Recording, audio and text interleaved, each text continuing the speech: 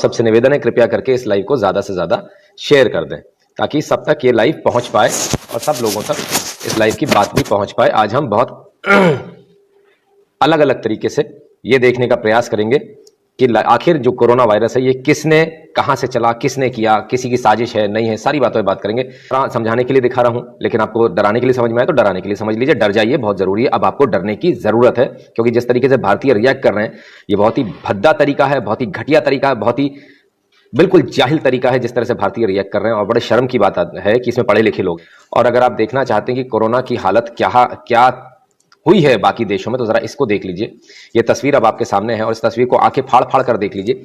इस तरफ लाशों की लाइन लगी हुई है, ये लाशों की लाइन लगी हुई है और ये उसके बाद क्वारंटाइन हो रहे हैं। ये देखिए ये पूरा पैक कर दिया गया है, पूरा पैक कर दिया गया है। ये चाइना का इलाका है, ये चाइना की स्थिति, जो चाइना में जो हुआ था। अभी हम थर्ड स्टेज में पहुंचे नहीं, अभी हम सेकंड स्टेज में। देखिए इसको समझिए, थर्ड स्टेज में नहीं पहुंचे। ये सेकंड स्टेज और थर्ड स्टेज के बीच की स्थिति है। क्या हम इसके लिए तैयार हैं?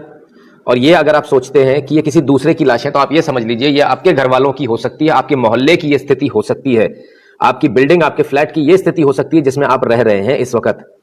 और इनमें से ही कोई आपका परिजन हो सकता है, आप खुद भी हो सकते हैं, आपके बहुत जैसे आप प्यार करते हैं, आपके सुपुत्र वो भी हो सकते हैं, आपकी बेटी, आपके पिता, कोई भी हो सकता है इसमें।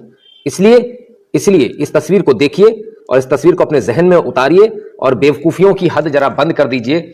जो एक लगातार जो बातें सुनने में आ रही है, अरे कुछ नहीं होता, हमारे यहां नहीं होगा। क्यों भैया? आपका रिश्तेदार है कोरोना वायरस, या आपसे ये पूछ कर आएगा, या वो रुक जाएगा? नहीं, भारत है, मुझे रुकना। और इसकी दर्दनाक मौत इतनी दर्दनाक होती है कि कोई आपको हाथ भी नहीं लगाता। वो भी जरा एक बार देख लीजिए। सॉरी, उस मौत को भी मैं आपको दिखा दूं।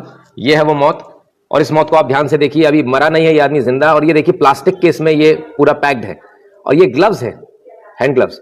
ये अलग अलग जगह हैंड ग्लव्स लगाए गए। ये इसलिए लगाए गए कि अब इसको खोला नहीं जाएगा, इसको पैक कर दिया गया है। ऑक्सीजन की एक नली अंदर दे दी गई जिससे सिर्फ ऑक्सीजन जाएगी। और जो कुछ करना है इधर से हाथ डाल के करेंगे। ये डॉक्टर्स को जो कुछ करना है वो इधर से हाथ डाल के करेंगे। इसको कोई छुएगा नहीं इस व्यक्ति को। अब इतनी बुरी स्थिति है। अगर आप इसे शुद्ध हिंदी में समझना चाहते हैं तो मैं ये बता दूं कि ये छुआछूत की बीमारी है। जिस प्रकार से आप किसी भी मुर्दे को कंधा देने के बाद आप लौटते हैं और आप कहीं छुलते नहीं है, टच नहीं होते हैं, उसी प्रकार से आपको कोरोना वायरस में उससे भी 10 गुनी ज्यादा आपको प्रिकॉशन लेनी है। प्रिकॉशन के बारे में आपको सबको पता है क्या करना है। किसी से छुलना नहीं है, टकराना नहीं है। बाहर से आने के बाद सबसे पहले आपको कपड़े अपने एक एक कर शर्ट उतारिए, आपने उसको गोला बना लीजिए, गोला। और वॉशिंग मशीन जो आपके यहाँ सबसे पीछे रखी रहती है उसको मेन गेट पर ले आइए, गोला बनाकर बिल्कुल धीरे से नीचे रख दीजिए। क्योंकि जब आप कपड़े उतार कर डालेंगे, और हम ये मानकर चलेंगे, हर जगह मानकर चलेंगे ये कोरोना वायरस इसमें है। हम जिससे भी मिलेंगे हम ये मानकर चलेंगे कि उस व्यक्ति में कोरोना वायरस है। हम जो भी दरवाजा पकड़ेंगे हम ये मानकर चलेंगे कि उस दरवाजे के हैंडल में कोरोना वायरस है। ये हमें मानकर चलना पड़ेगा, तभी हम इससे लड़ पाएंगे, तभी हम इससे जीत पाएंगे। इसका कोई इलाज कुछ नहीं है। आपके पास तमाम दवाइयां आ रही होंगी, व्हाट्सएप पे तमाम मैसेज आ रहे होंगे, सर कुछ नहीं होने वाला, विश्वास मानिए कुछ नहीं होने वाला। इटली विश्व में, पूरे विश्व में मेडिकल सर्विसेज में दूसरे नंबर पर आता है, दूसरे नंबर पर पूरे विश्व में। लाशों की लाइन लगी हुई है, लाशें भेज नहीं पा रहे। कल 700 से ज्यादा लोग, तकरीबन 800 के आसपास कल मरे हैं। वहां की सरकार दवा चाहकर भी नहीं दबा पा रही। इतना बड़ा आंकड़ा कि वो चाहकर भी नहीं दबा पा रही। कब्रिस्तान खत्म हो चुके हैं, पूरे भर चुके हैं।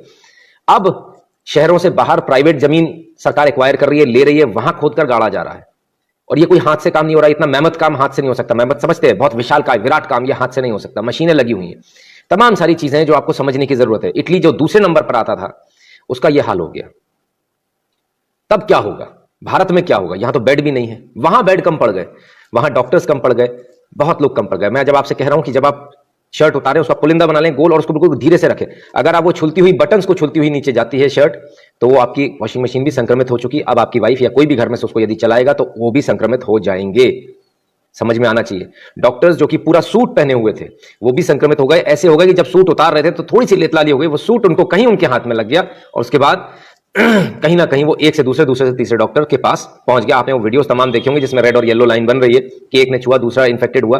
तो लगातार लोग इन्फेक्टेड हो रहे हैं। ये स्थिति आप समझ लीजिए, ये जो स्थिति है ये आपके साथ ना हो, ये आपके परिवार वालों के साथ ना हो। इसके लिए बहुत जरूरी है कि आप डरें। इसलिए बहुत जरूरी है कि आप ये तस्वीरें भी देखें। हम ये तस्वीरें शायद आपको कभी नहीं दिखाते, लेकिन दिखाने की जरूरत इसलिए पड़ गई कि जब लाशों की लाइन लगेगी तो वो कुछ इस प्रकार लगेगी जिसे आप रोक नहीं पाएंगे। पूरा ऊपर तक कपड़ा ढका हुआ है, स्पष्ट है कि लोग मर चुके हैं।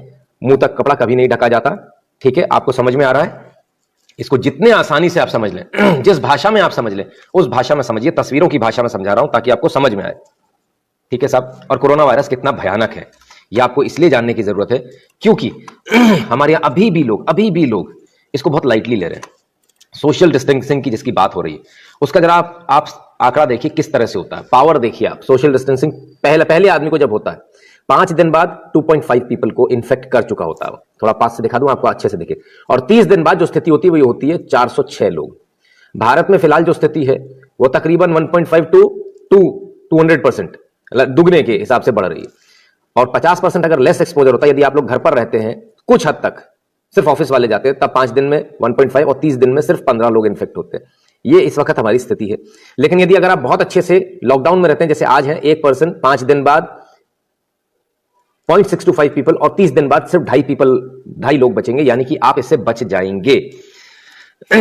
मैं कई दुकानों पर गया, दुकानें खुली हुई हैं। आज भी मैं देख रहा हूं जिन लोगों ने कभी भी जो मॉर्निंग वॉक के लिए नहीं निकले, जो लोग कभी भी बाहर नहीं निकलते हैं, उनकी स्थिति यह है कि उन्हें आज मॉर्निंग वॉक की याद आ रही है। कब सुधरेंगे लोग, कब सुधरेंगे?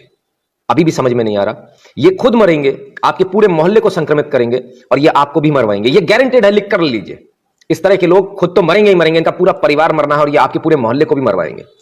ऐसे लोग यदि आपको कहीं दिखते हैं, आप इनको तुरंत रोकिए, इनसे पूछिए आप किस आधार पर जा रहे हैं, कहां जा रहे हैं। और यदि प्यार की भाषा समझ में नहीं आती तो खींचकर एक तमाचा जड़िए, कोई दिक्कत नहीं है। पुलिस एफआईआर नहीं लिखने वाली इनकी आज की तारीख में। पुलिस खुद बहुत परेशान है, पुलिस के लोग भी इन्फेक्टेड हो रहे हैं।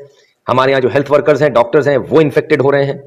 तमाम सारे लोग, सेना इन्फेक्टेड हो रही है। ये सिर्फ इन लोगों की वजह से, ये उन लोगों की वजह से इन्फेक्टेड हो रहे हैं जिन्होंने अपने बच्चों को भेजा था बाहर कमाने के लिए, जिन्होंने अपनी बेटी अपने बेटों को भेजा था बाहर कमाने के लिए। और जब कोरोना वायरस हो गया, जब वो बाहर से नाचने गाने जो लोग गए थे बाहर, जो लोग पार्टी मनाने गए थे, जो लोग वर्ल्ड टूर पे गए थे, हमारे भारत में कोरोना वायरस नहीं था, ये लोग लेकर आए हैं, ये लोग लाए हैं। और ये वो लोग लाए हैं जिन्होंने अपने बच्चों को पढ़ने भेजा था। आपके पास तो पैसा था ना, तो भारत क्यों बुला रहे हो? भारत तो अच्छा देश नहीं है, इसीलिए तो आपने बाहर भेजा। भारत के अंदर सुविधाएं नहीं है, भारत बहुत घटिया देश है। हम कहते हैं भारत बहुत घटिया देश है, इसीलिए आपने भेजा था ना बाहर। तो बाहर ही रखो बच्चों को, तुम भी बाहर चले जाओ। तुमको चाहिए ना, तुमको अपने बच्चों के साथ होना चाहिए ना इस समय, क्योंकि संकट की घड़ी है, तो तुम भी बाहर जाओ। उनको यहां मत बुलाओ, आपको यहां बुलाने का उनको अधिकार नहीं है। हमारी जान